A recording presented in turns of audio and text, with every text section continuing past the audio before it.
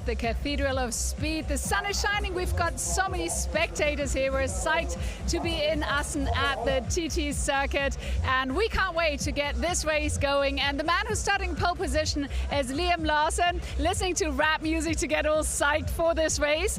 You're starting in pole position. The man who's leading the championship is way back in P8, and you're only 10 points behind. So do you think perhaps you can take the lead in the championship today? How tough will it be? It'll be very tough. We have the weight. I know we had the weight in Spielberg and we were still able to win, but around here it's a completely different situation. We had a really good car in Spielberg. We also have a good car here, but I don't think we have the same advantage. And with the abrasive track, the degradation is going to be high. With the extra weight, it's even higher. So I think it'll be tough. Luckily, Marco's also got some weight in the car as well. So maybe we hold everybody else up behind us. But the focus for me is to get the start as good as I can, and then for the rest of the race, we find out how our pace is and try and fight from there.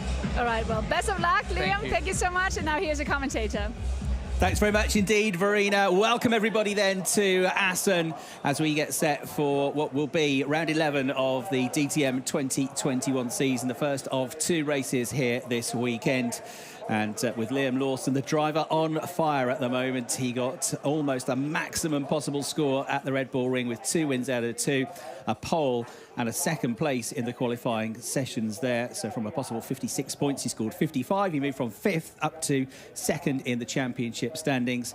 And he has also closed the gap further still, thanks to the 3 points he picked up for his second pole position in 3 attempts earlier on. Kelvin Van Der Linde, though, still has his nose in front in the championship lead. But you got Max Gotts closing in as well. Another top 3 for Max in qualifying earlier on, 132 points. And the driver who's been best of all over the last few rounds in terms of qualifying performances, Marco Wittmann, is right in the hunt as well on 123 points. So just 24 points covering the top 4 in the championship in this race weekend, with just 6 races to go in the championship. There's Timo Glock, who's never been on the podium here. Not that we've had many races at Assen. First time we came here was in the 2019 season, but he'll be looking to go well and support his teammate Sheldon van der Linde. Meanwhile, we can go back to the grid and back to Verena. And I'm here with Maxi Götz starting in P4, unfortunately. You were supposed to be P3, but then you were penalized, so it's going to be even tougher for you in the race, I guess. Yeah, so Mirko Bortolotti got his lap back. It was cancelled because of track limits, but now he is P3, I'm 4, so I'm on the outside of turn 1, which is a bit unfortunate and a bit maybe not the right position to start a race, but in the end, it is what it is, and we try our best, keep the place on the start and maybe gain some positions. I know Marco is always struggling a bit in the first laps because of his BMW, so we should take this advantage. So I will try, of course, everything to get past and taking risk, but not too much, because I need points in the end for the championship. It's all about championship, and you're 3rd in the championship, so you need to play it safe too. Yeah, in the end, today it's possible that the order of the ranking will be changed quite heavily, so let's see how it is. And in the end, we score points as much as we can, and having a good race, hopefully. All right, Maxi, thank you so much. Best of luck, and we're going to go forward from P4 to P2 to grab the man Marco Wittmann, because he is 4th in the championship, and actually this man has been consistent all the time. Marco, can we just quickly grab you for an interview? You've been consistent in the championship so far, collecting points every single time, and now you're starting in P2, so what can you do for the race? How tough will it be to hopefully end on the podium, maybe even with a victory? Yeah, at the end, I mean, we are all pretty much in a similar boat. I mean, Liam is carrying the 25 kilos, Maxi behind me is 15, me 18, so we are all having the success ballast. Obviously, we are trying to have a good race, a clean race. I think it's all dictated by tire management and pit stop strategy.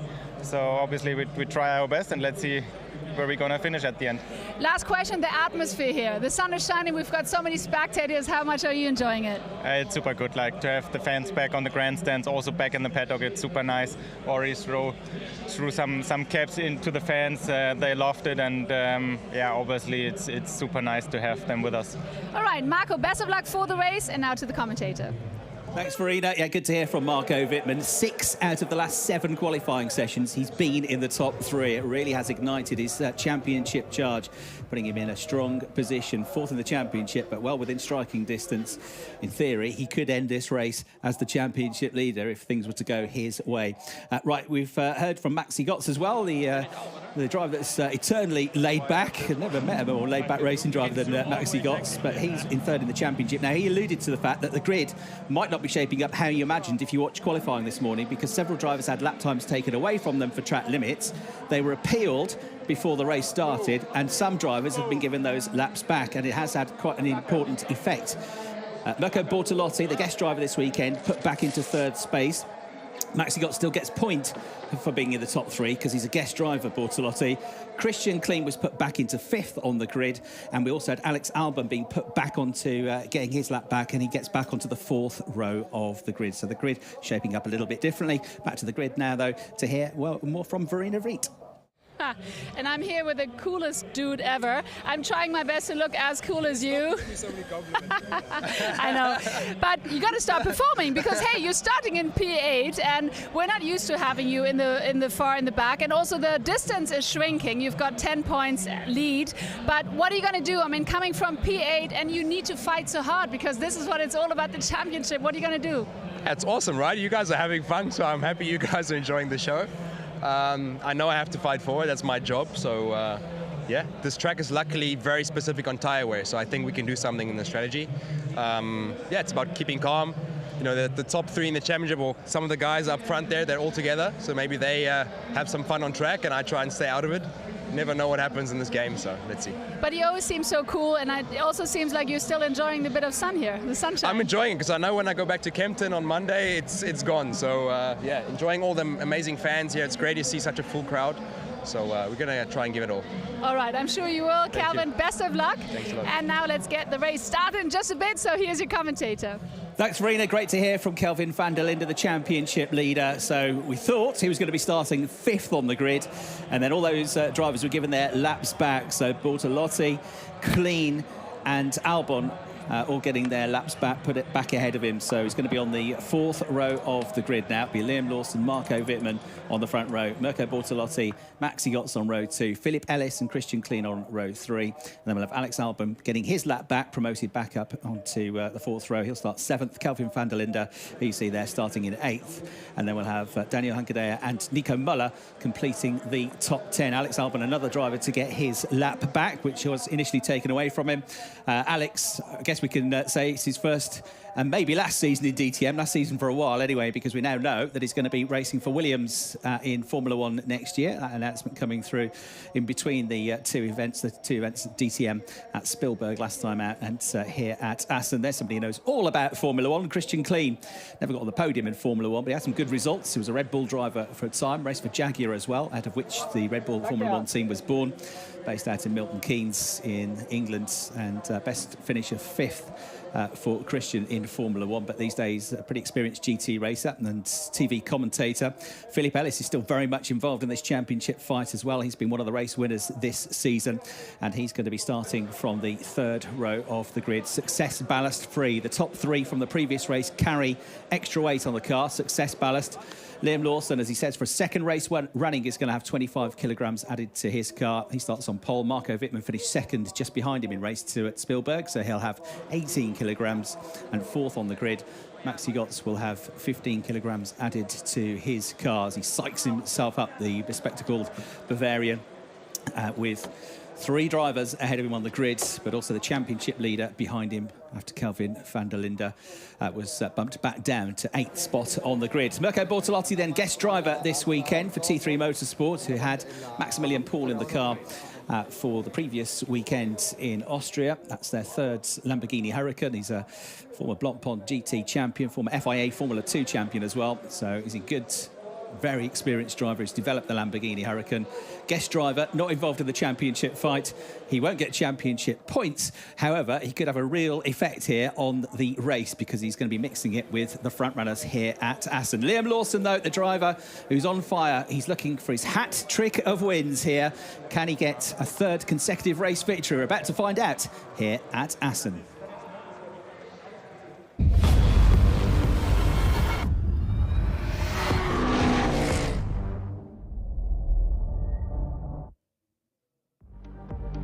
Welcome to the Netherlands as we come to Assen for this 6th race weekend of the season, DTM 2021, the country which is famous for its cycling, for its range of cheeses, windmills and of course canals, which you can find on the drive through to the circuit, alongside some beautiful architecture, some really stunning villages and small towns in the local area as you drive to the circuit. It's a beautiful part of northeast Netherlands, and in amongst all the calm and tranquility, you've got the fast and furious TT circuit here at Assen, which was first formed in 1955 as a racetrack as such, but racing started here in 1926 on a road circuit which interlinked the villages for the TT motorcycle races. That circuit was very different to the one which you see here today. The original road circuit ran for a whopping 28.57 kilometres. It then got transferred into a part road circuit, parts race circuit, and over the years it has developed, and around about 20 years ago, huge investment of something like 34 million euros was put into the circuit. The paddock was extended by 50%. These huge grandstands were built. The track was resurfaced, reshaped in points as well. And it is, of course, one of the most famous venues in the world for motorcycle racing, for the MotoGP in particular, but World Superbikes race here. And even Champ Car in the past has raced here, and DTM since 2019. So Chris Hartley here in the commentary box, ready to talk you through the first race of the weekend. The grid now being cleared. We've got a 55-minute plus 1 lap race coming up, and the championship fight has been blown wide open after the results of the previous weekend at the Red Bull Ring, with the championship leader Kelvin Van Der Linde still picking up good finishes in 5th and 6th in Austria, but losing out to Liam Lawson, who got those 2 race wins, losing out to Maximilian Gotz, who got a 2nd and a 3rd last time out as well. And we also had Marco Wittmann on the podium in race 2, having got pole position at Spielberg, who is very much in the fight as well. Phillip Ellis is 5th in the championship on 99 points. Alex Alban is 6th in the championship on 94. As you see, Peter Muka there to the right, the team boss for Muka Motorsport, who run Maximilian Buch in his Mercedes. Peter himself a racing driver, and still dabbles every now and again. But his son Stefan Muka used to race in the DTM, very experienced GT racer as well. And that team, the Berlin-based squad, looking for a good result here. Max Buch in his first season of DTM, qualifying in the middle of the field. So with all the lap times that were given back after the track limits issues, which might raise their head again in this race, this is how the grid ended up, with Liam Lawson and Marco Wittmann split by just 16 thousandths of a second in qualifying, the smallest gap we've had so far this year, and there have been some mighty small gaps. And then Mirko Bortolotti, the guest driver, Maximilian Gotz on road 2, Phillip Ellis and Christian Kleen, another guest driver, Christian in for his 3rd race weekend in the DTM. And a great job by the JP Motorsport team, the German crew which run the McLaren, because they have got their best qualifying position so far. So they're the rest of the grid. You've got Alban, Van Der Linde, Hunkerdare and Muller rounding out the top 10. Vincent Abril leads the 2nd group of cars. And what about Sheldon Van Der Linde? He is overdue some good luck, or at least no bad luck here this weekend. He's had a rotten time of it in the last couple of weekends. He could have got easily a couple of podiums. He might have even got a race win out of either the Nürburgring or the Red Bull Ring, but both times bad luck struck. A puncture in one race, a broken car in another after damage, a broken wheel. But this is a place he knows and loves. He's further down the grid than he would have liked, but Sheldon Van Der Linde will be on a charge, no doubt, in the BMW, having been a race winner here, where he got his maiden race victory in DTM last year. Marco Wittmann has been a winner at this circuit as well, back in 2019, with a stunning drive through in one of the races there as well, in wet conditions, I remember. So we'll see what he can do as he seeks a race victory. We've had 3 wins this year, each for Kelvin Van Der Linde and Liam Lawson. Also race wins, 1 each for Max Gotz, Marco Wittmann, Phillip Ellis and Alex Alban. So the top 6 in the championship have all been race winners. The top 10 in the championship have all been on the podium at some point or another this season, with the most podiums this year going to Liam Lawson with 6 so far. He's now amassed 12 points from qualifying, and that's been equalled by Marco Wittmann as well. He's amassed 12 points from qualifying, so they both now have scored the equivalent of an extra 4th place finish apiece, thanks to their qualifying performances. As the clock ticks down to 0, and with the grid cleared, the cars now head off onto the formation lap around this 4.55 kilometre long circuit. first sector has some tight, twisty sections, a little bit reflective of the Nürburgring's Mercedes arena at the start of that lap at times, and then it really opens out in the back of the circuit with some super quick corners. And then in particular, the final sector, the final third of the lap is mega quick through turn 15, the left-hander, which you'll see shortly in a couple of minutes' time. They absolutely nail that one flat out through there. So through turn 1 they go. There you can see the track temperature is 26.5 degrees now, which is around about 7 degrees warmer than it was in qualifying this morning. It's a very pleasant day here. It started off fairly warm at about 14 degrees, but it's almost hot now, 19 degrees. Gentle breeze out there. So out through the first complex through turns 1, 2, 3, which is a tight right-hander, leading almost directly into the tight right at 4. They go through a hairpin effectively at turn 5 and out onto this very quick back straight down towards turns 6 and 7. A wide chicane, I guess you'd call it, through Ruskenhoek. That is where lots of drivers have been whacking the curbs, which have been taking a real pounding. Great to see the grandstands full here at Assen with fans in full flow. From turn 7, they go down towards the right-hander at turn 8, Steckenval, which is almost a 90-degree right-hander. It's a straight with a little jink in between between turns 8 and 9. Turn 9, Debolt, is another 90-degree corner, a left-hander. And at the farthest point of the circuit through Mandevone at turn 10 and 11, Dolkersluji tried to then accelerate out for the really quick section at the back of the circuit through 12 at Moenbeer and then through 15 towards turn 15 as you come out of another chicane section at Ramschok, absolutely flat out through the left-hander, and then the final chicane which takes in the Geert Timmerbot, which is a left-right jink back out onto the start-finish straight. And that is where lots of drivers have been caught out so far this weekend with track limits warnings. Ab Sportsline then looking to get a win here, as they got here last year with Robin Fryens, Thomas Biermeier to the right, the team principal in the garage. The team's fixed on the TV screens, watching the TV pictures. As Alex Alban, who's carrying one of the onboard cameras this weekend, instead of being 14th on the grid where he thought he was going to be, he's up now into the top 8, starting in 7th place, having got his lap back. And he provides some support for his teammate Liam Lawson, who is there, ready for the rolling start to get underway. The side-by-side start, the safety car has peeled in. 55 minutes plus 1 lap of racing. Chris Hartley here, trackside, to talk you through round 11 of DTM 2021. It is Lawson on the left of the picture, the pole sitter, about to get them underway with Marco Wittmann alongside the green lights, and we are racing, and Maxi Götz gets a good start as he tries to draw alongside now from the second row of the grid. Bertolotti's got the inside line. It's going to be Lawson in the lead. It's going to be 3 abreast for second. Maxi Götz trying to go around the outside still. Wittmann in the middle, Bertolotti on the inside, and it's Marco Wittmann that somehow fends them off. He stays in second place, but Götz is still trying to come around the outside of him as they now go into the right-hander at turn 4. He now comes under fire from Bertolotti in the Lamborghini, and we got Daniel Hunkedale and Vincent Abril in trouble further back. So Hunkedale, who's been quick here so far this weekend, right at the back of the field. Will it bring out a safety car? Can he get going again? And look at Bertolotti in the Lamborghini, side by side now with Marco Wittmann for second place. He's going to have the inside line through turn 6. Götz and Clean just behind as well. And it's Bertolotti that snatches the position. Through to second place he goes. And then it's Wittmann down to third, Götz in fourth, Clean in 5th place. And the McLaren having a look up the inside. Just behind them, Kelvin Van Der Linde has made a bit of progress, the championship leader in the number 3 Ab Sportsline Audi. But Daniel Hunkedale's race, I'm afraid, is run. He's out of the car, out of the race, just as they started to get that car hooked up in the second race at Spielberg, and it was looking good here. He is, I'm afraid, being the victim of a lap 1 incident. The start is under investigation, and that was on the right of the picture where lots of it was triggered. He got hit from behind from Vincent Abril. He was sent then into the back of Alex Alban's AlphaTauri Bat Ferrari. Arjun Maini was in that as well, and it was a bit of a messy start there on the right-hand side of the grid, in the middle of the grid. Damage to the front of the car. Safety car is deployed, and they'll have to remove Daniel Hunkedale's Group M Mercedes before we can get things back underway.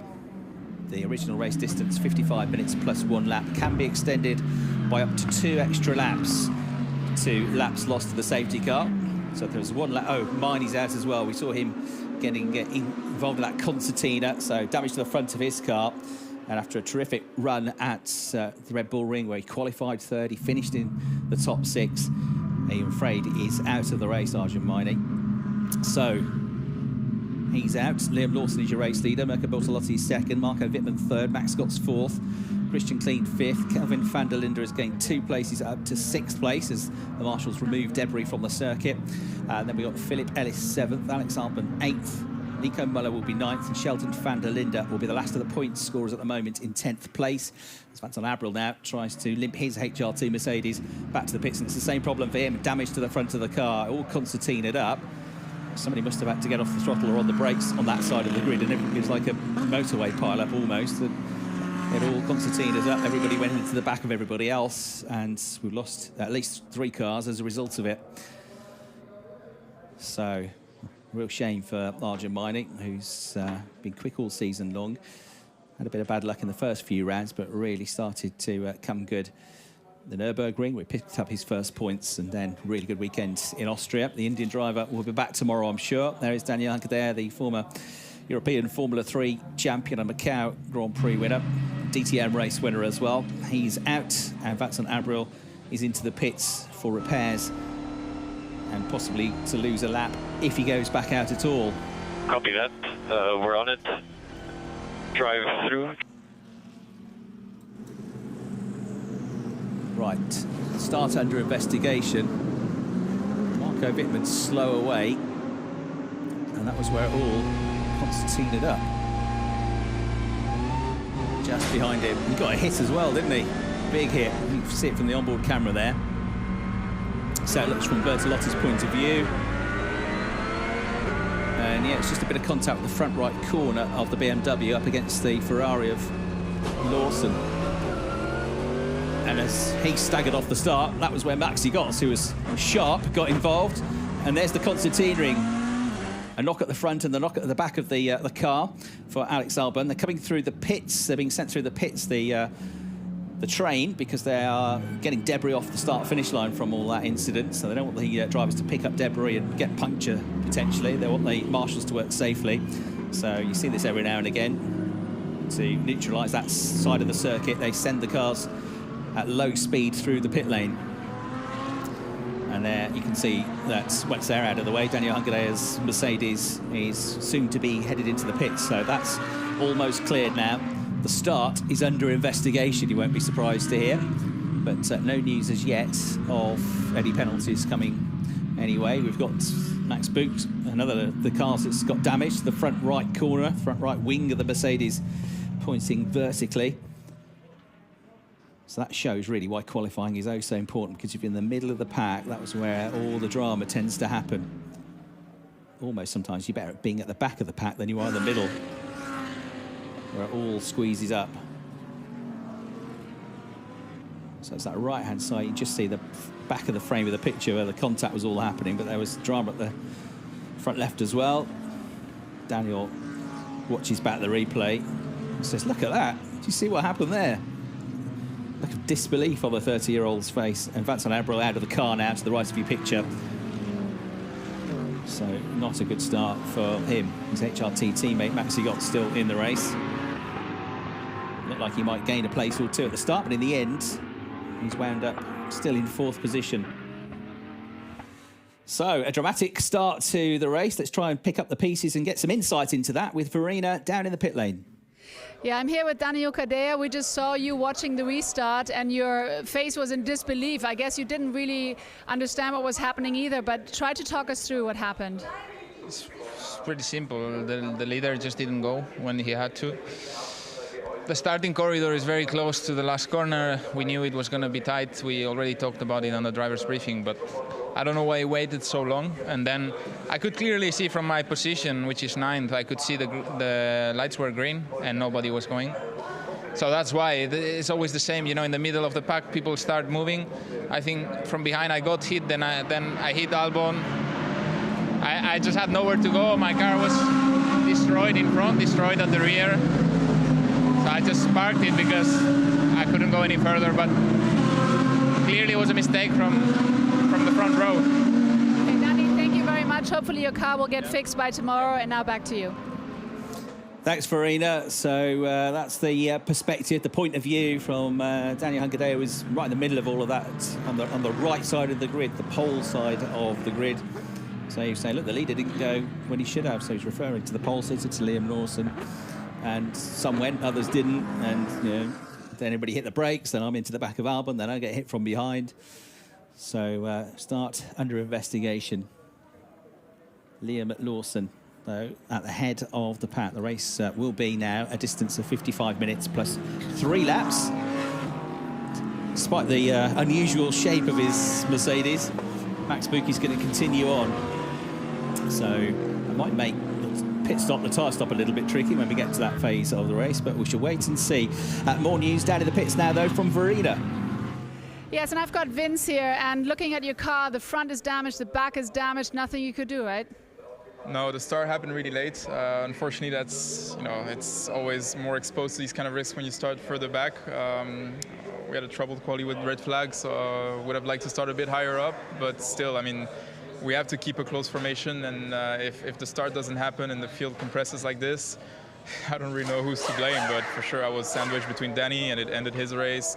Behind, I got a massive hit from whoever, so yeah, not what I wanted for the guys, but we'll push hard, and I'm sure our time will come because we have a great team. You've got tomorrow, so absolutely. Best of luck for tomorrow. Let's so hope. Vince, thank you very much, and now let's have a look at the restart. Thanks very much indeed. There's the team radio for Marco Wittmann. We are going into the restart procedure then. It's now become a 55-minute plus 3-lap race. Several drivers out of contention. Miney, Abril and Hungadeo. Buch with damage to the car, but continuing on. He's in 11th place, and he got for the restart, side-by-side, 2x2 formation restart. Ferrari versus Lamborghini, Lawson versus Bortolotti, BMW and Mercedes on road 2 with Vittman and Gotts, and the McLaren of Christian Klein and the Audi of Kelvin Van Der Linde. 6 different manufacturers in the top 6, getting ready to go for the restart with just over 45 minutes left on the clock. And away we go with Lawson clean away. Bortolotti in second, side by side for third though between 2 of our championship contenders. Contact between the Mercedes and the BMW, between Gotts and Vittman. Vittman's got his nose in front. The BMW holds on to third place. Gotts tucks back in behind. You've got Christian Klein in the gold and black. McLaren under fire from the championship leader, Kelvin Van Der Linde, who's coming around the outside of him, or trying to, on the run through this first complex. He's got the inside line now, and Kelvin Van Der Linde might be able to get a place here. Up the inside he goes. Out wide goes Christian Klein, and up to 5th place now for Kelvin Van Der Linde. Christian Klein is going to lose another place potentially as well to Phillip Ellis on the back straight here. In fact, to Alex Alban, who's got a good start on this restart, as the Ferrari of Liam Lawson, the Lamborghini of Bortolotti now, who you're right on board with, edge away from that battle for third between Vittman and Gotts. It's been a good start, though, a good restart as well for Kelvin Van Der Linde. He's gone from 8th at the start, he's up to 5th place now, but he is still losing points here, of course, to Liam Lawson. Alex Alban in the background, showing his nose side by side with Phillip Ellis. He was about to go into the turn. Did he get through? Still just behind. But here they come, almost hand in hand. The Mercedes of Phillip Ellis, though, holds the position, the Swiss driver. Both, though, have made it ahead of the McLaren of Christian Klein. So through they come, and then you've got Shelton Van Der Linde now getting in the action. He gets ahead of Alex Alban. So Van Der Linde, race winner here 12 months ago, making a good start to the race, qualifying outside the top 10. But the BMW started to charge through the order now. Alban on the back foot has got to try and fend off Lucas Auer next as they come towards the end of the first lap of the restart, with the top 2 around about a second and a half clear of Vittman and Gotts in 3rd and 4th positions. Cars dart and weave and dance this way. Esteban Moot looking at the inside of Timo Glock, trying to get his T3 Motorsport Lamborghini up a place. Wide line there for the car that's carrying the most success ballast, Liam Lawson. That's going to be an issue for him. You don't have the undulations of Spielberg here. We have to carry that weight uphill, particularly out of turn 1. But it will have a big impact. It's carrying 25 kilograms of success ballast. There was only 16 thousandths between the top 2 in qualifying. And here we go. Down the inside goes Bortolotti into the lead of the race.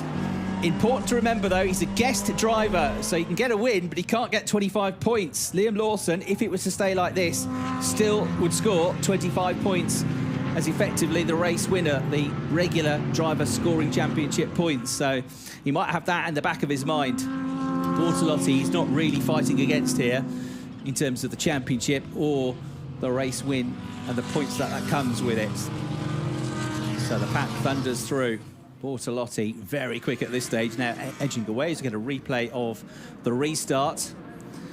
And it was all about the battle between Wittman and Gotts. You'll see the contact here as Gotts comes back to the middle of the track, finds a BMW in his way, but it's a big, strong car, that BMW, with a big, strong driver behind the wheel, Marco Wittmann. So he'll take the hit and he'll carry on. And it seems that there's no sustained damage from that. That was how it looked from Marco Wittmann's point of view. It was square on, though.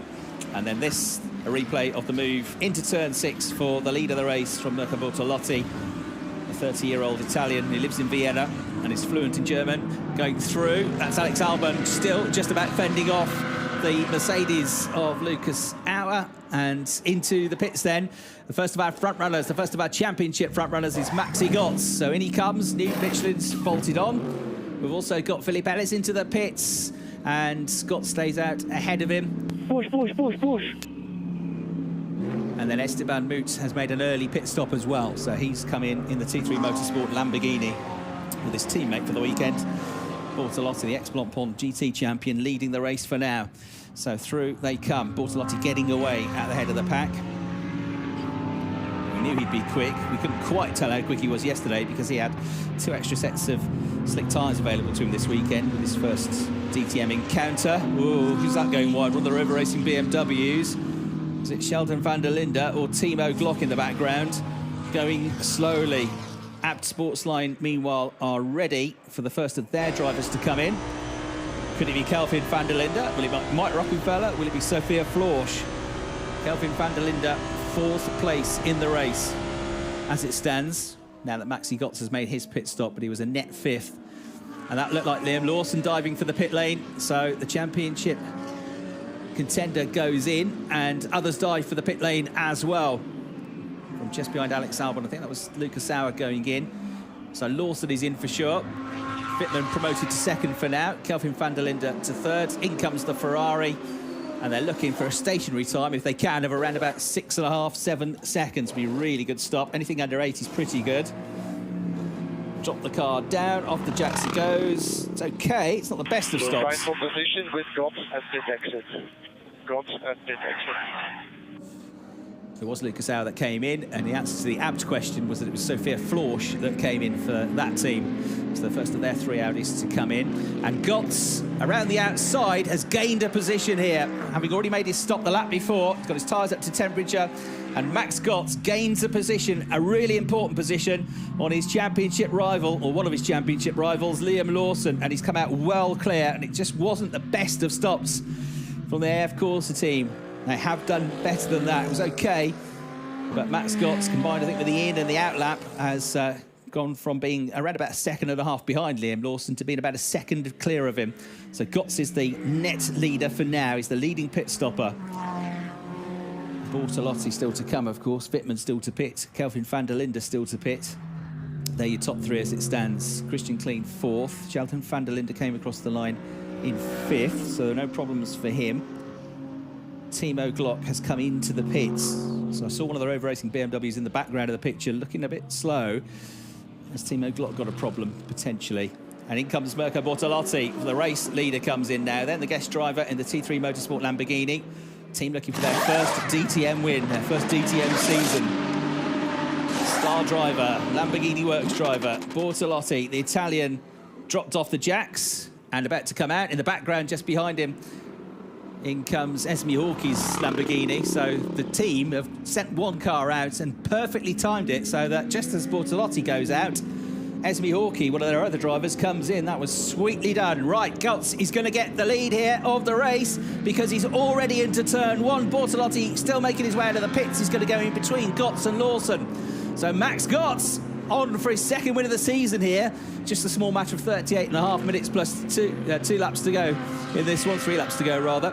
And Max Gotts well clear. Bortolotti tucks into a net 2nd ahead of Liam Lawson, who could do with getting back past the Lamborghini, but remember he's carrying a lot of weight on the car, on the Ferrari, and he isn't losing points by being stuck behind Bortolotti.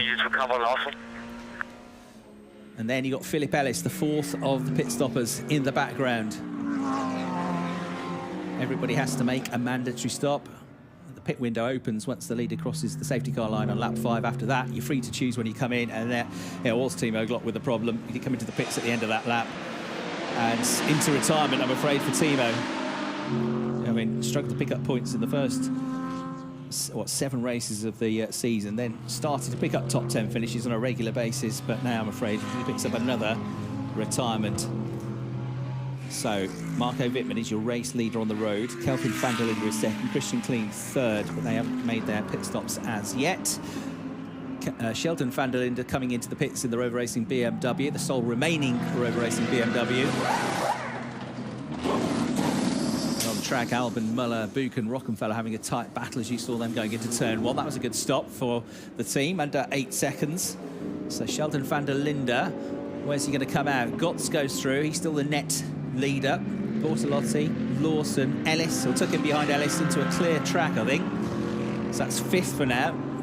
So this is all looking pretty good for Sheldon, but this is where it's been going wrong of late after the pit stops.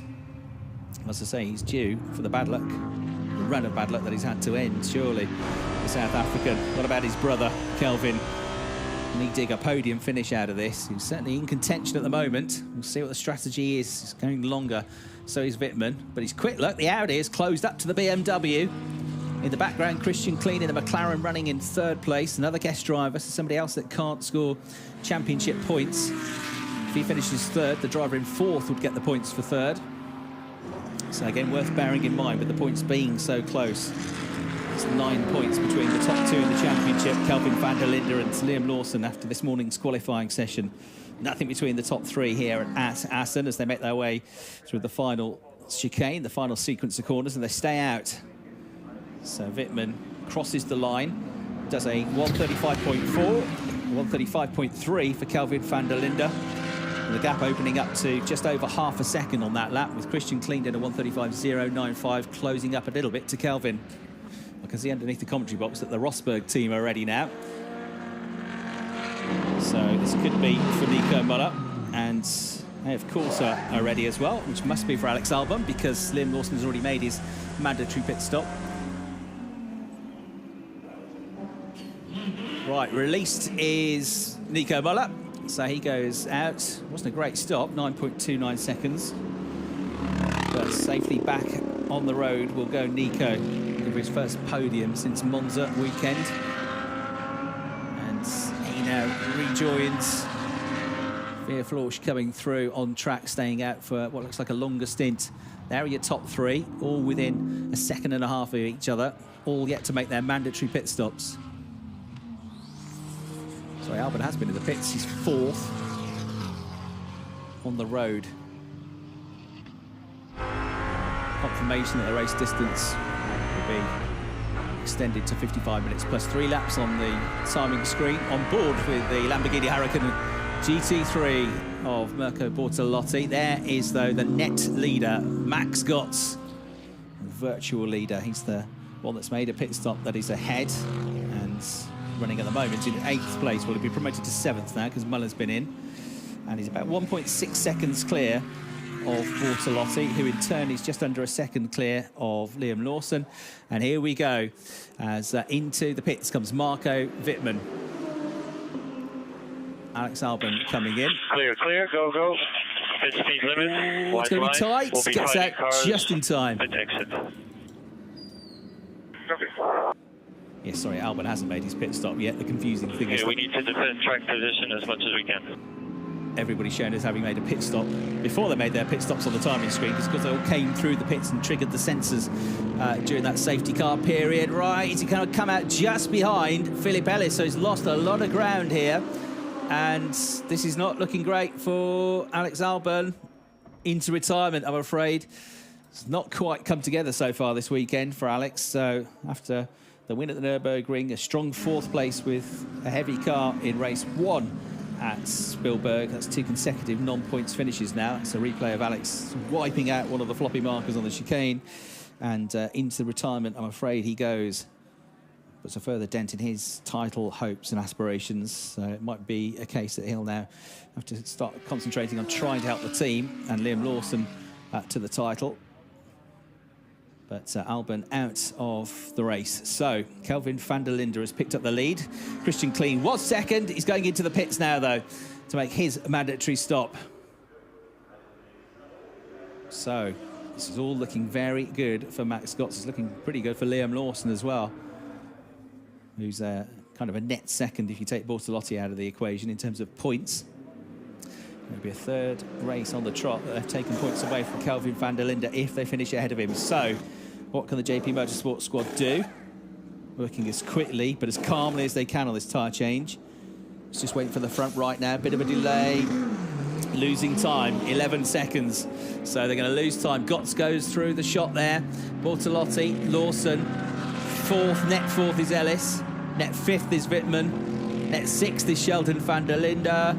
And is he going to come out in front of or behind Lucas Auer? The question is still under dispute. I'll be in front of him, but with cold tyres, I think. That's looking like Max Bucher's had a moment and has just got going again. And this is what happened. A replay of, just losing the back of the car. The Mercedes as he got on the throttle. Audi having to take evasive action as well.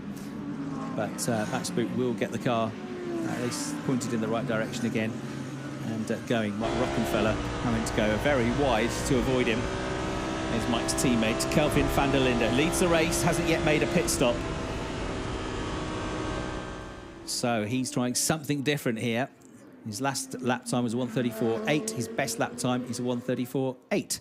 So the tyres are not going off. Abrasive surface maybe, but Kelvin Van Der Linde is making the tyres work beautifully at the moment. The Michelin's. He's as quick as he's ever been. So there's no need for him to come in yet. He's doing his best lap times currently. Still a long way to go as well. 31 minutes left on the clock. There's your race leader, the championship leader, Kelvin Van Der Linde, looking for his first win since the 7th round of the championship, race 1 at the Nürburgring. Getting on the gas with the Audi. His teammate, Mike Rockenfeller, for now up to second, and 16.3 seconds adrift. Mike yet to make his mandatory stop. Maximilian Buch was going to be a net third, but he had that spin, that moment. And Rocky got past him, but lost a couple of seconds in taking the evasive action, which might have helped his cause. So Max Scotts in 4th place is your real race leader. Maybe, because it all depends where Van Der Linde makes his stop, how good the stop is, and how good his subsequent laps are. But the gap from Kelvin Van Der Linde to Max Scotts is 26.7 seconds. So he'd want a few more seconds advantage to be able to get out in front of him. As into retirement, I'm afraid, is Nico Muller. It's right underneath the commentary box. That's actually the Team Rosberg crew pushing the car in. It's been a really frustrating year for Nico Muller and for Team Rosberg. When you consider they won the Drivers' Championship with 3-time champion René Rast last year. Just hasn't come together, and the car was looking quicker this weekend. Looked like finally, after a bit of a barren spell, Nico might score some good points here after a pointless weekend in Austria. But retirement, I'm afraid, just about sums up his year. So you're on board with Max Scotts, 3rd in the championship, on course maybe for 25 points here. It's only, 15 points adrift of the championship leader, Kelvin Van Der Linde. It's all tightening up, isn't it, this championship? Another race to go here tomorrow. 2 races at Hockenheim in 2 weeks' time, and 2 races around the streets of Nuremberg for the Norrisring season finale, where anything could happen on a street track. And in October, what's the weather going to do? So it's going to be right down to the wire this season. Fittingly so, because we've had terrific battles. We've had so many different winners, drivers on the podiums, twists and turns as Phillip Ellis works away at the wheel of his Mercedes and having to work very hard to keep Marco Wittmann behind him, but the safety car is being deployed. So safety car is coming out. And why is that? But Vittman then gets the message, backs off the gas. This is going to bunch them all up. Now you can make a pit stop during the safety car, but it does not count as your mandatory stop. And Kelvin Van Der Linde has not yet made his mandatory stop. So the advantage he's got in terms of time is going to totally evaporate now. If you're already in the pits when the safety car comes out, you're okay. Kelvin Van Der Linde did that at the Nürburgring. But Kelvin hasn't come in yet, and this is a disaster for him. car parts on the circuit. Is that the issue? If that gets flicked up and hits a windscreen, it could be very dangerous indeed. So I don't think it's a car that's gone off. I think it's bits of bodywork littering the circuit that's the problem, which maybe stems back to that first incident off the start line. Bits of cars falling off now later in the race. So safety car deployed, and this is going to be a killer blow for Kelvin Van Der Linde and for Mike Rockenfeller and for Max Buch. They've still got to make their pit stops. They can't make it during the safety car window. And what was it, the 27-second advantage over Max Gotts gets more or less wiped out now. Come on, says Marco Wittmann on the replay. Get out of the way. But Phillip Ellis, who had all sorts of cars breathing down his neck at the Red Bull ring 2 weeks ago, is a driver that's very good at soaking up the pressure. Had a long chat with him after that race to third place in race 1 at Spielberg, and he said that was not really enjoyable. Warned us, man. They could have warned and said, listen, there's debris on track, we're going to do a safety car. I just don't get it. That's a very... Yes, Kelvin, is a shame. Very despondent Kelvin Van Der Linde heard on the radio there, saying, come on, they could have warned us.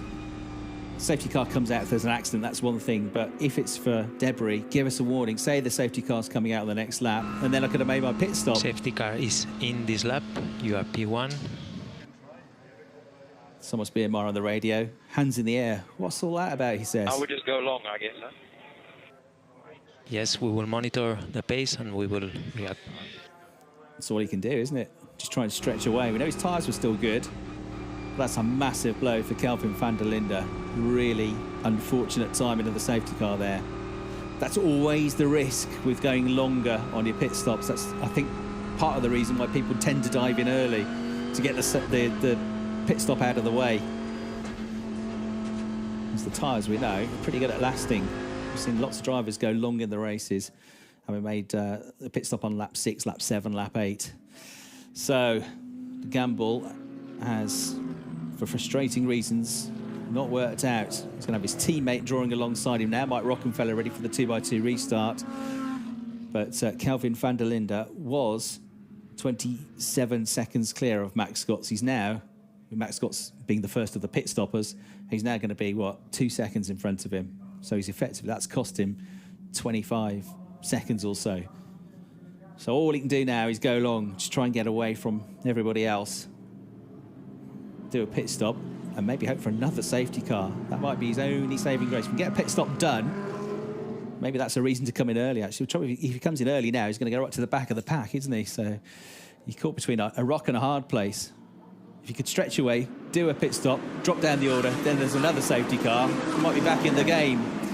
Real frustration then for Kelvin Van Der Linde as he gets the race back underway. He needs Mike Rockenfeller now to play wingman and to drive the slowest possible second place Audi, back everybody else away and try and let his teammate go.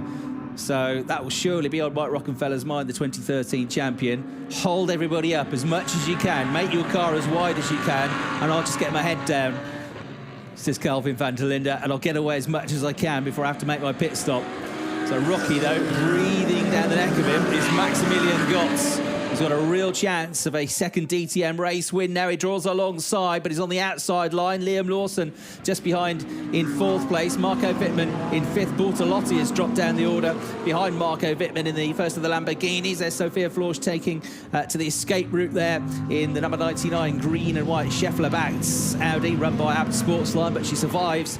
And there is Kelvin Van Der Linde in the foreground of the shot, number 3, trying to get away now, trying to get salvage something out of this race. Sheldon Van Der Linde with a queue of cars formed up behind him, and Esteban Buch now trying to come around the outside of Maximilian Buch, which he does. Another great move from the overtaker. The Belgium goes through, and somebody off in the background there, a screech of tyres. Somebody's gone off just behind from the tail end of the field. They got going again is the question. Now we got side-by-side action with Moots and Auer and Ellis all running hand in hand here. Trying to find his way through as well is Christian Klein in the McLaren. Phillip Ellis at the head of the queue, having a busy race, goes off the road as well. Careful not to do that too often with the track limits warnings that have been coming. So through they come. Huge battle going on here in the midfield. Esteban Moot goes to the inside, down the inside of Lucas Auer, makes contact on the way past, and watch the McLaren. Christian Klein is going to get past the pair of them on the way out of the turn, and he gains 2 places as a result of all of that. Max Bucher's coming to the pits meanwhile. So Esteban Moot, brave attempt, but didn't quite work out. Lucas Auer glanced at the inside and into the pits and into the garage and retirement. Max Buch is the latest driver to fall out of it. So through they go. I've got a feeling it was Esme Hawkey having the spin, because she's just done a 1:54. So all we saw was the tyre smoke in the background. But Esme had a very slow lap there, so Esme Hawkey, I think, has had a moment, but she's carried on and recovered. And she'll be actually up to 13th place now with that retirement for Max Buch. Here's a replay. Keep your eyes on the background. Yes, it was, and it was coming together with Sophia Florsch, who also didn't have such a slow lap, but she did lose a couple of seconds herself. So Esme Hawkey sent spinning in the Lamborghini, but surviving. Esteban Moot right behind Lucas Auer as we replay that run into turn 1. Then a late lunge down the inside as he switched sides. There was the contact. Christian Klein said thanks very much and got past the pair of them on the way out of the turn. It was a sort of dummy move, that, wasn't it? He went to the outside, threw it back to the inside. And it wasn't without contact. He's always entertaining, that's for sure, Esteban Moot. A young 19-year-old Belgian driver. Here's another 19-year-old, Liam Lawson. Big opportunity to move into the championship lead here, potentially. The incident between Esme Hawkey and Sophia Florsch is under investigation. And this is the perspective of Liam Lawson now, who's in 4th place. Now, Mike Rockenfeller is doing the job he needs to do here for his teammate. He's backing them all up. 1.6 seconds behind Kelvin Van Der Linde. He's holding up 2 of Kelvin's big championship rivals, Gotts and Lawson, and for that matter, Vittman as well. So the 3 drivers trying to overtake Kelvin Van Der Linde in the championship table are all being held up by his teammate at the moment, and they're all getting itchy trigger fingers here, trying to find their way through. Vittman desperate to get past Lawson, so they've got their own inter-battle here as well. It's not just enough to beat Kelvin Van Der Linde, they've got to beat each other as well. The 4 of them in this huge, huge slog of a fight that we've got going on for the championship. Every point is going to count. Every qualifying point, every point you can gain in the race, it all will matter at the end of the season, because it's going to be, I think, one of the tightest finishes we've ever had in a DTM championship, the way this is shaping up. And Mike Rockenfeller has got a part to play in all of this. So that's the situation out on track. Lots of drivers, though, have dropped out of the race. I think we can hear from one of them now, down with Verena. Yeah, and I'm here with Thomas Biermeier. It's a bit loud at the moment, but let's just wait a second, because obviously the strategy didn't quite work out with Kelvin Van Der Linde, so let's just try to get an answer for that. Thomas, in regards to the strategy of Kelvin, obviously with the safety car now, that's all the points he made up, all the speed, was probably not good enough now in the end. We knew it's a risk, but we were good from pace. Virtually, we overtook already Ellis, so all was under control, and we saw the field where some gaps between the cars where there were no fights, so we thought there's no safety car risk. But from the bollard, apart from the bollard, so the way say it's safety. So it's a hard decision. But now with 19 minutes to go, do you think there's something that Kelvin still can do? You never know, but it will be really, really hard. All right, thank you very much, Thomas. Thank you. Back to you. Thanks, Verena. Meanwhile, Marco Wittmann muscles his way past Liam Lawson, the BMW ahead of the Ferrari. He was dying to get past, wasn't he, for a couple of laps. He's carrying less success ballast. He's got 7 kilograms less on the car than Liam Lawson, and maybe that was the difference in the end. So the pole sitter bumped down a position with Mirko Bortolotti now behind him. Here's a replay. Car just understeered wide through the gravel. Was there a bit of contact? Maybe, maybe not. But over the grass and back onto the road quickly came Liam Lawson. And that was it. Through in a flash came the BMW of Marco Wittmann. Committed move down the inside. I'm not sure there was contact. I think we'll have to see from a different angle, but the door opened up, Wittmann went for it. In the end, he got through. And they're on tenterhooks at the Volkenhorst garage. They've got the star driver in their team this year, and they know it. And that was how close it was from the driver's perspective. So change of position, key change of position as well. And that's effectively going to be the change for second place. The difference between scoring 18 points or 15, so a 6-point swing. Right, back to the pits now, and let's hear more from Verena. And another driver that retired is Nico Muller. And why did you have to end? Was it also part of the start? Yeah, exactly. There was kind of a bunch up at the start. I don't know if Liam decided to go very late or what happened, but my row started to accelerate and braked again. I jumped onto the brake, got a big hit from the rear and destroyed the front end, and it closed the cooling of the brakes, so the brakes started boiling, and you don't really want to end up without any brakes at all. So yeah, we had to park the car, and unfortunately that's it for today. Right, Nico, thank you very much. Thank you. Back to you.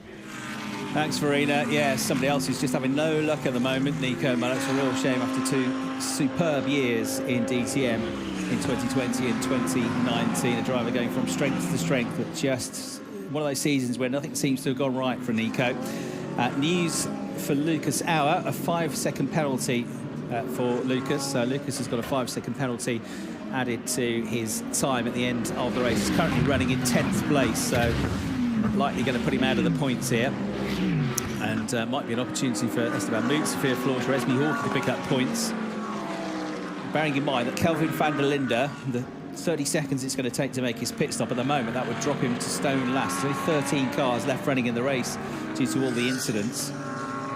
So with the penalty and for Lucas Auer, 5 seconds, and with Kelvin Van Der Linde potentially dropping to the back of the field, could be that Sophia Flores is looking for a first top 10 finish of the season. She's 12th at the moment. She would potentially gain 2 places. Depends how far behind Lucas Auer she is at the end of the race.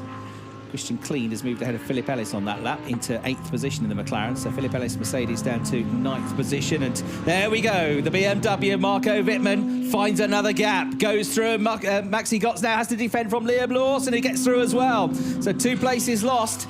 And that's effectively for the lead of the race, because the 2 ahead of them haven't made their pit stops yet. So Vittman through, almost with a copybook manoeuvre, almost the same manoeuvre he pulled off on Liam Lawson. And then Maxi Gotts, who was on the back foot, couldn't get back onto the line in time to stop the Ferrari of Lawson coming through either. So suddenly it's all switched around, and Marco Wittmann is now on course for his race victory here at Assen. He won here 2 years ago in 2019. He's got straight luck onto the tail of Mike Rockenfeller. Kelvin Van Der Linde leads the race, but 5.8 seconds advantage, not enough. And 6.3 seconds clear of Marco Wittmann. The top 2 Absa Sportsline Audis have yet to make their stop, so Marco Wittmann is in a key position here to win the race.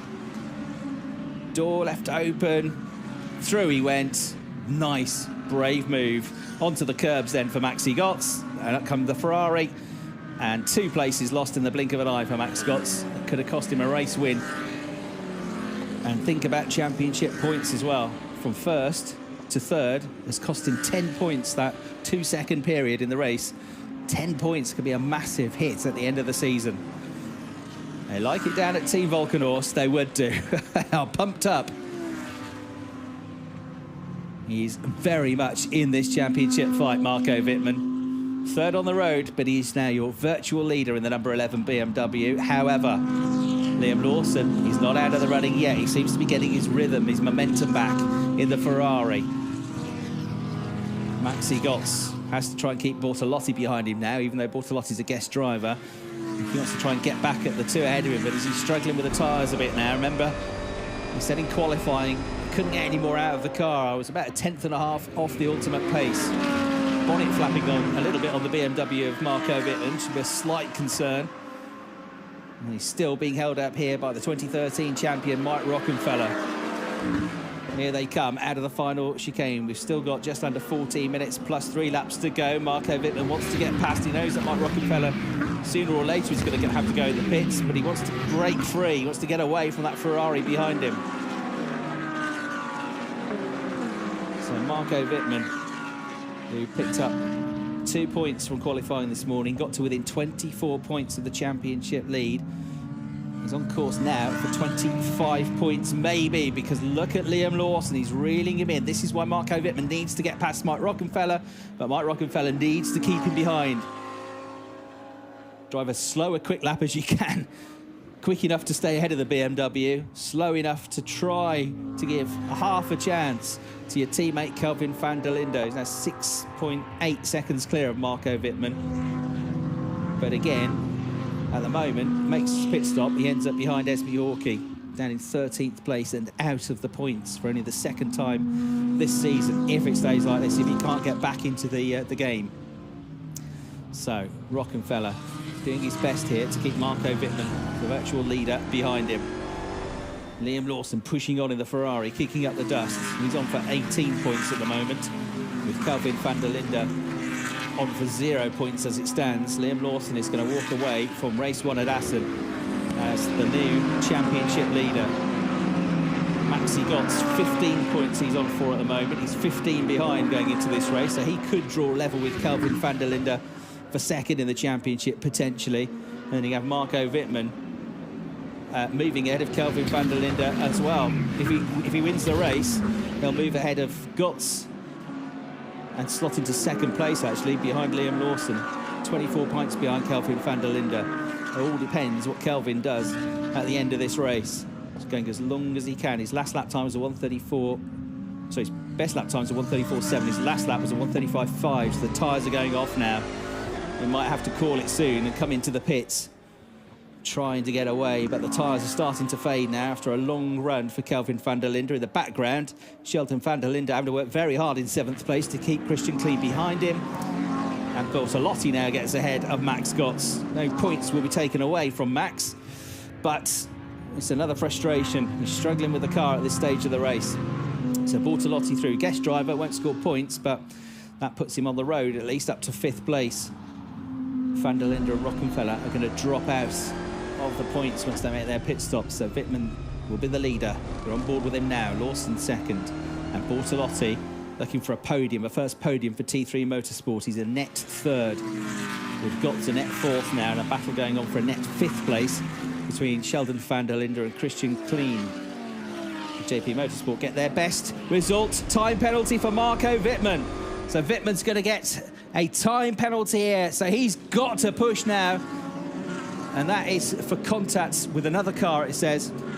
And you can assume that was the move on Liam Lawson. I think there's that, maybe that little, just enough contact to send Lawson off the road. So 5-second penalty. 5 seconds to add on to Marco Wittmann's time. This puts Liam Lawson back in the driving seat. It was for this move. And it's not much, it's sort of obscured by Maxi Gotts's car. From certain angles, it looks like there's no contact. From others, it looks like there might have been a bit of contact. It's not huge. You can see it here, I guess, best of all. But even then, it's not a massive amount, is it? But at that speed, with that little road remaining, there's enough to send Lawson off the road. That's what the stewards have decided. And so Marco Wittmann, he's got to get past Mike Rockenfeller now. If he can pull more than 5 seconds clear of Liam Lawson, he could still win the race. But he's going to have to go some to do that. So now his challenge is to get past Rockenfeller and hope that Rockenfeller holds Lawson up. It could still all twist and turn this. Although, of course, Rockenfeller pretty soon is going to have to come in and make a stop. And that might be right at the end of the race. So if I was Marco Wittmann, I would want to get past that Audi on this lap or the next, and no later. Mirko Bortolotti, maybe he could get a race win here, because with Wittmann's penalty and Lawson only just in front of him, he's got a real chance of doing that as well. What a story that would be for T3 Motorsport if they can get the Lamborghini, a first Lamborghini victory in the DTM after what was a really frustrating weekend for the team last time out in Austria. So Van Der Linde stays out, 8.7 seconds ahead of Rockenfeller. Both of them yet to make their pit stops. 9 seconds behind the race leader is Marco Wittmann, but he's really 14 seconds behind the race leader because he's got this 5-second penalty to add to his time, which at the moment would put him down to 11th place, I reckon. It'll put him out of the points because they're all still fairly tightly packed after the safety car period. Bortolotti can sense a race victory here. Now what does Liam Lawson do?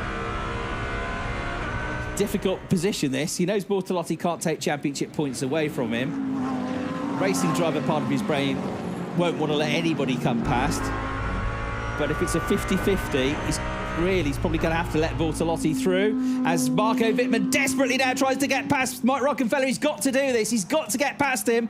Rocky there concedes a position eventually as Marco Wittmann gets through. It's what he absolutely 100% needed to do that, to have any chance of winning this race. Now he's got to pull more than 5 seconds clear of Liam Lawson. So that makes Liam's decision a bit easier now, because he wants to win the race. To do that, he can't really get involved in a fight with Mirko Bortolotti.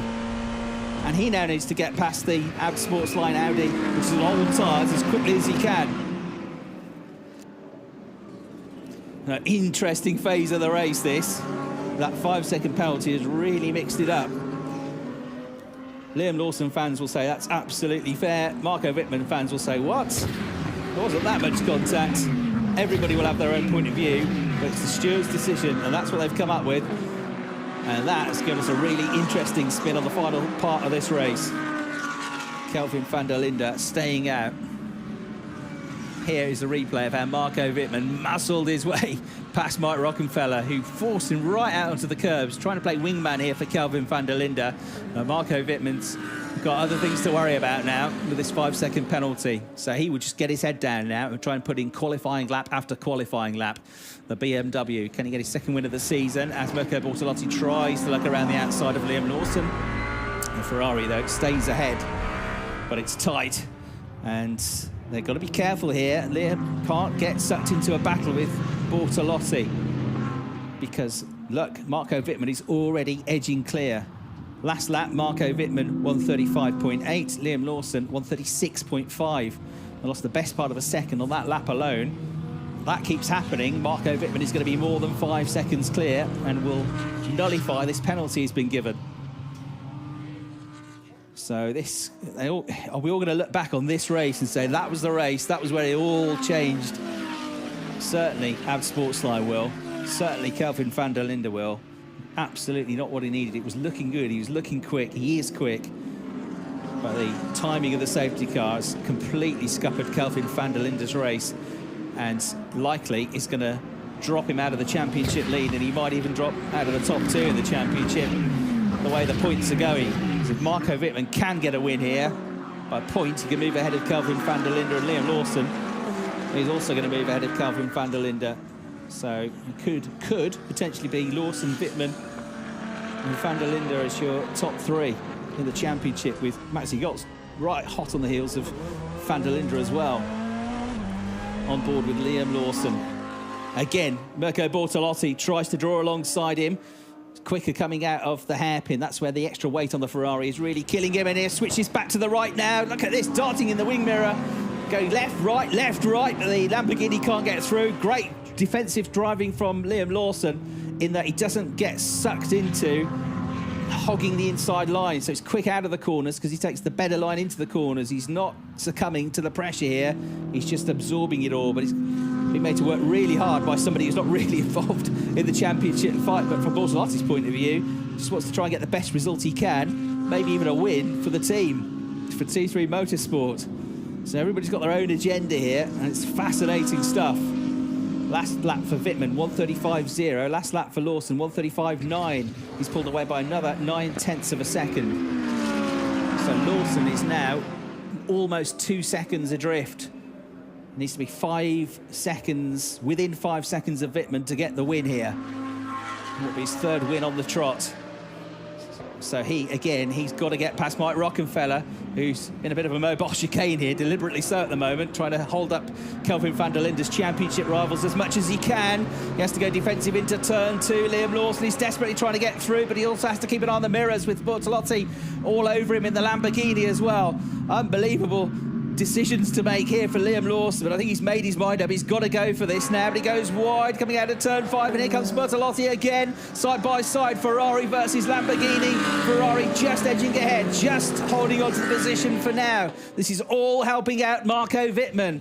Last lap for Marco, 1:35.0. Lawson, 1:35.6. He loses another 0.6 of a second, and he still cannot find a way past Mike Rockenfeller. He's going to be spitting feathers inside the cockpit here, the 19-year-old. Watching it on sort of passively, half passively, is Thomas Biermeier, because he knows his man is going to lose out come what may here. And then you got Maxi Gotts now trying to fend off another guest driver in Christian Kleen. Sheldon van der Linde looking, if he can, to get involved in this podium fight as well, just behind in the sole remaining Rover Racing BMW. We've got 3 minutes and 3 laps to go in the race. When are the pit stops going to come for van der Linde and Rockenfeller? I suspect they're just going to go in right at the end of the race now. Almost on the last lap of the race it will be for van der Linde. It's 25 seconds clear of Esme Orki, who's in 13th place, so he's still, I think, going to come out at the back of the queue as it stands in 13th place, even if they have a really good pit stop. Lucas Auer's 5-second penalty at the moment puts him behind Esteban Moot, down to 11th place, but that could still be 10th place with van der Linde and Rockenfeller. It could be 9th place, couldn't it, with van der Linde and Rockenfeller to come out. So I think Severe Florsch, who's behind Esteban Moot, he's headed for her first championship points in the DTM. Despite that coming together with Esme Orki, Mike Rockenfeller still doing the best he can here for his teammate and for himself to try and hold them all up. Mike Rockenfeller stays ahead of Liam Lawson, and here comes Bertolotti again in the multicoloured Lamborghini. Christian Kleen looking at the inside of Max Gotts. They're both pulling away now from Sheldon van der Linde in the BMW. Kelvin Van Der Linde is 8 seconds clear of Marco Wittmann at the head of the field. Wittmann is pushing. Still could get the race win here despite the 5-second penalty. No further action in the incident between Max Gotts and Marco Wittmann, so he's not going to pick up another penalty, just the one for the Liam Lawson incident, because that was something else that was under question. Marco Wittmann, 4.9 seconds clear. He's almost pulled far enough away, and there he has. He's done it through the next sector. He's 5.5 seconds clear now. It's enough. It's enough for Marco Wittmann to get the race win here. Lawson has absolutely got to get past Mike Rockenfeller if he wants to win the race. However, even if he's second, he should still be the championship leader. But he's also thinking, well, Marco Wittmann, he's now the driver I really need to worry about going into the final few races of the season. Maybe not Kelvin Van Der Linde. I don't want to lose points to him. If we could just get past Rockenfeller, get back within 5 seconds of Vittman, I could still get a win here, which would give me 7 more championship points.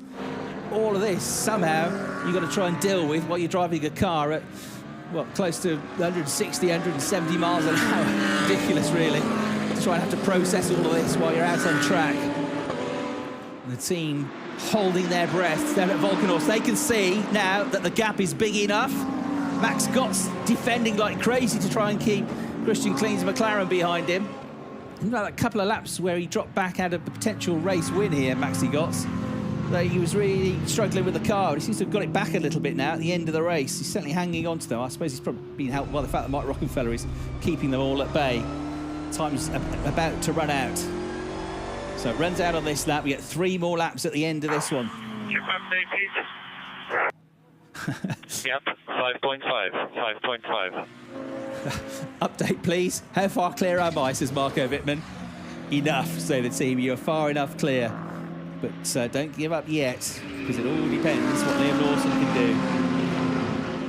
If he can get past Rockenfeller, which he's going to sooner or later, because Rocky's got to go into the pits, has he got the tyres left to try and close the gap to the BMW? There he gets almost the entire start straight clear now for Marco Wittmann. He crosses the line.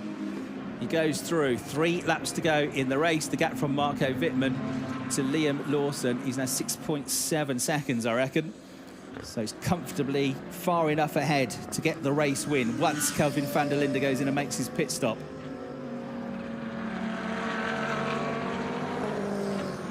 Esme Orki, 13th place, could end this race in 11th once Van Der Linde and Rockenfeller make their stops.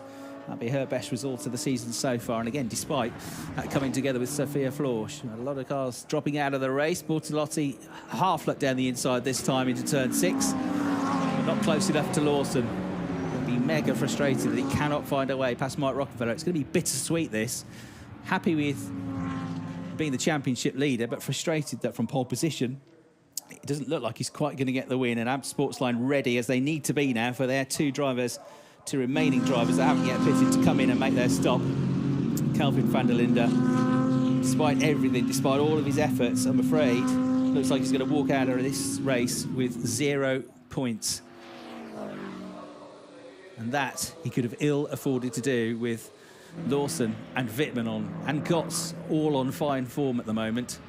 It's not over yet. Still got 5 more races to go. Van der Linde's come in, so Kelvin Van Der Linde comes in. Marco Wittmann now will pick up the race lead. Rockefeller stays out. Tries to hold them all up even more here, just for another lap or so. In comes Kelvin Van Der Linde then. Not really going to have enough time to use the new tyres to carve his way through either. Rock and a hard place. Not a bad stop, 7.8 seconds from AB Sportsline. They'll be relatively happy with that. Out he'll go. But I think he's going to be well outside the top 10. Liam Lawson has just faded away now, working the tyres hard with the extra weight on the car. He's now more worried about defending from Bortolotti than he is about attacking the Audi of Mike Rockefeller, because here comes the Italian. This is as close as he's been. He's got his nose in front. He's going to commit to the move. And Bortolotti goes through for what will be a net second place here for the team, for the driver. But no points lost for Liam Lawson with that move, because he's a guest driver, Bortolotti, so he won't take the 18 points for second. Lawson will take 18 points effectively for finishing third. Here's a replay. This is what it looked like from Mirko's point of view. And it was all fairly straightforward. He just got better traction coming out of turn 5, with Lawson now suffering with the weight on the car and with those relatively old tyres. And Marco Wittmann, that gives him even more advantage now to go for the win. Rockefeller second on the road, but he's going to make his pit stop. I guess bad to worse for Kelvin Van Der Linde. The pit stop is under investigation now. I wish he hadn't got out of bed this morning, the way it's gone for him, I'm afraid. And it started so promisingly, didn't it? Right, finally, Mike Rockefeller has gone into the pits. Why didn't you do that earlier, says Liam Lawson. Well, he was just doing his best for the team. So now Max Gotts has to try and defend from Christian Klein, but again, in the back of his mind, he'll know that Christian can't take any points away from him, because he too is a guest driver. Rockefeller going through. We're on the last lap of the race. Finally makes his pit stop. Kelvin Van Der Linde is 13th when he came back out, so we'll be 12th. So Sophia Florsch has just moved into 10th place into the championship points as Christian Klein looks down the inside of Max Gotts, switches back to the outside. It's been strong performance again from Christian in that McLaren all the way through the course of the weekend. And he's right on the tail of a real championship contender here. If they come back next year, Christian Klein, JP Motorsport and that McLaren, they better watch out, because he's going to be a real front runner. He's only had 3 race weekends, but they're getting better and better all the time. So the Austrian driver pushing on. There's a live update of the championship, and as I said, Lawson and Vittman are both going to move ahead of Kelvin Van Der Linde. Gotts is going to be tied with him. And then Phillip Ellis, still in 5th place, who's a difficult race today as well, but he's still going to pick up 7th place finish here, it looks like. So, the last lap. Here we go. Marco Wittmann is headed for the checkered flag. He takes the win. Fantastic. What a drive. Second place to Mirko Bortolotti. Thanks. Yeah, it's a P1.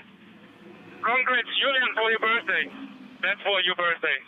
I think the best present you can get.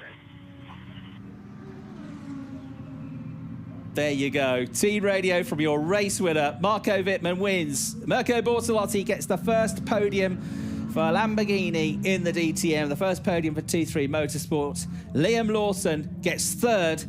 Not what he wanted, but it also gets him the championship lead. Liam Lawson, the championship leader for the first time since day one of the championship when he won the first race of the season at Monza. But Valkenhorst are on the march. Wittmann is on the march. He is right up there as well, having picked up what was a hard-fought second win of the season. There's the moment Marco crossed the line. With the 5-second penalty, he still had enough in hand. So Wittmann wins, Bortolotti second, Lawson third, but Lawson will get 18 points for coming home third. Bortolotti doesn't score points.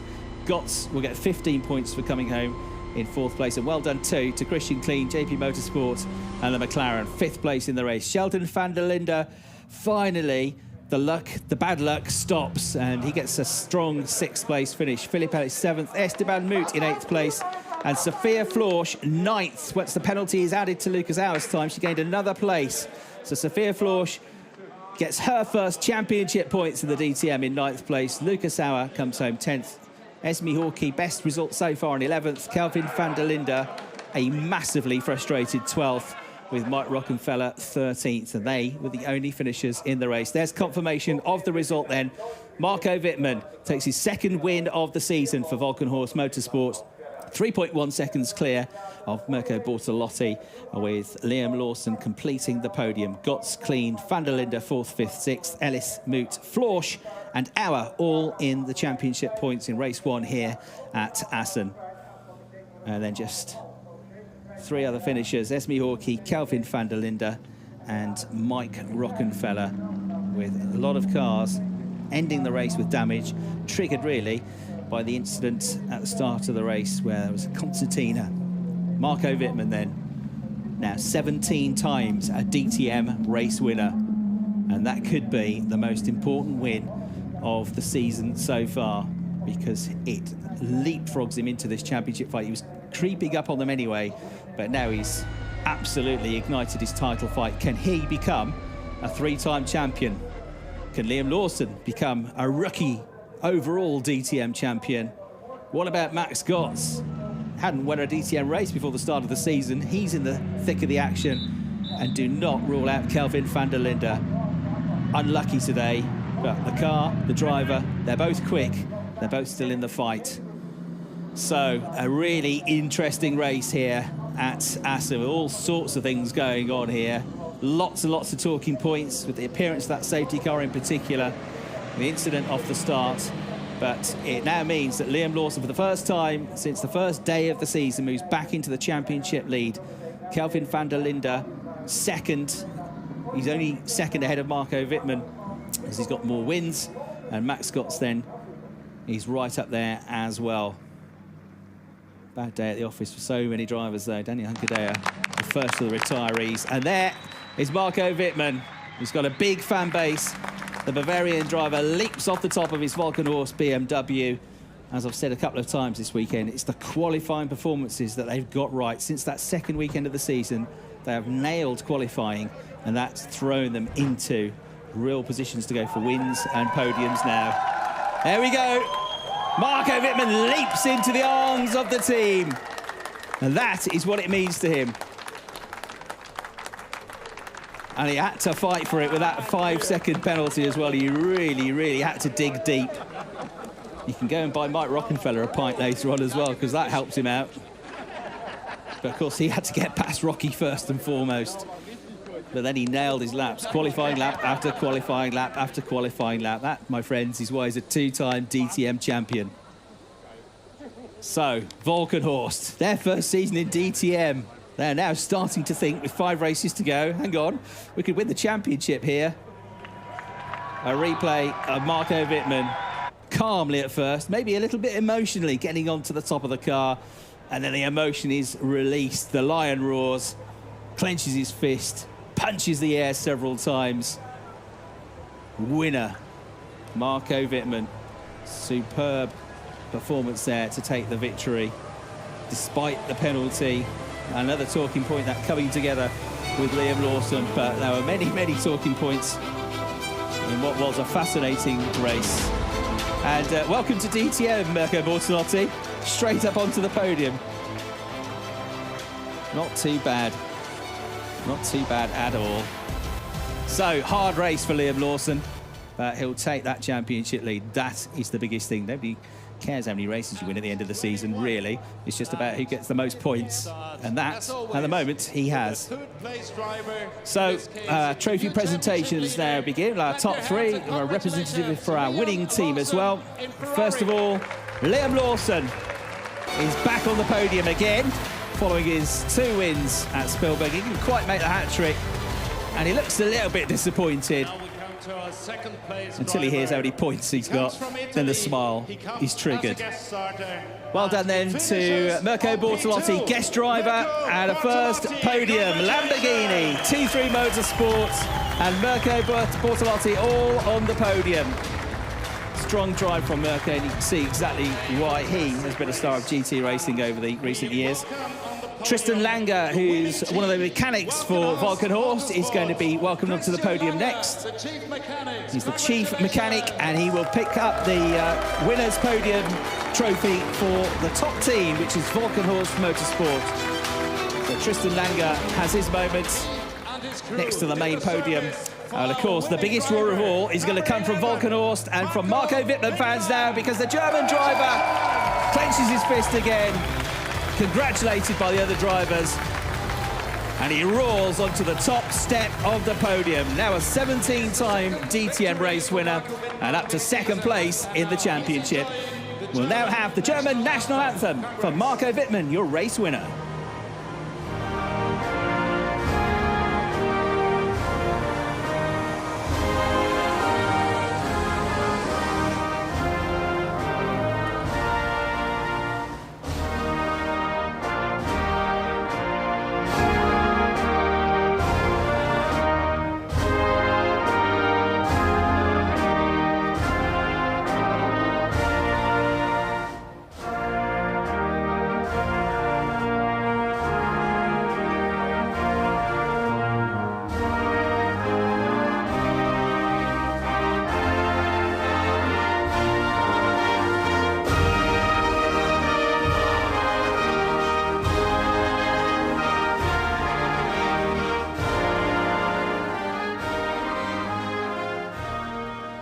What a race. The German national anthem plays here in the Netherlands. It's another Assen race victory for Marco Wittmann. He's 2nd here at this circuit. I think he might like this place, and he loves driving that BMW. Valkenhorst Motorsport, the winning team, Marco Wittmann, the winning driver. And the Italian, big smiles for Mirko Bortolotti.